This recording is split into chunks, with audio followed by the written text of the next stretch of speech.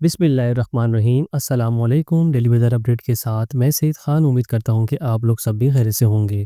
تو ممبرز، پاکستان بھر کے موسم سے متعلق ایک اہم تفصیلی اپڈیٹ کے ساتھ حاضر ہوں۔ آج ہم بات کریں گے مغربی موسمی نظام، بارش کے امکانات، شدید سردی کی لہر، آئندہ آنے والے طاقتور سلسلوں اور آخر میں کراچی کے موسم کی مکمل صورتحال۔ ویڈیو کو آخر تک ضرور دیکھیں کیونکہ آگے کی پیشن گوئی کافی اہم ہے۔ تو ممبرز، اس وقت پاکستان کے وسطی اور بالائی شمالی علاقوں سے ایک کمزور مغربی ٹرف گزر رہا ہے، جس کے باعث آئندہ 12 گھنٹوں کے دوران شمالی سندھ کے علاقے لاڑکانہ، جیکاباد اور سکر میں بادل چھائے رہنے کا امکان ہے، جبکہ رمجھم بارش بھی ہو سکتی ہے۔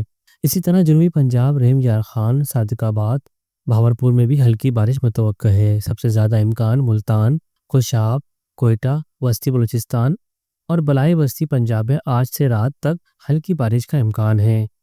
خیبر پختونخوا کے مختلف علاقوں میں بھی رمجھم بارش ہو سکتی ہے۔ تو ممبرز، پاکستان بھر میں شدید سردی کی لہر برقرار ہے، جو مزید 12 جنوری تک اثر انداز رہنے کا امکان ہے۔ بادلوں کی موجودگی کے باعث آج دھند میں کچھ کمی دیکھے گی، تاہم کل یا پرسوں سے دوبارہ دھند چھانے کا امکان ہے، خاص طور پر میدانی علاقوں میں۔ محکمہ موسمیات کے مطابق 15 جنوری کے بعد اور 22 جنوری کے آس پاس بارش کے اچھے سلسلے دوبارہ پاکستان کا رخ کر سکتے ہیں۔ 10 جنوری سے 30 جنوری کے درمیان دو طاقتور ایک نارمل سسٹم ملک میں بارش کا باعث بن سکتے ہیں۔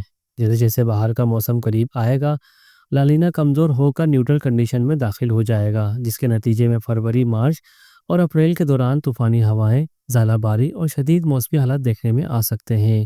یہی وہ سسٹمز ہوتے ہیں جو فصلوں کو نقصان پہنچاتے ہیں، اور جنوری کے مقابلے میں زیادہ تباہی فروری اور مارچ میں دیکھنے کو ملتی ہے۔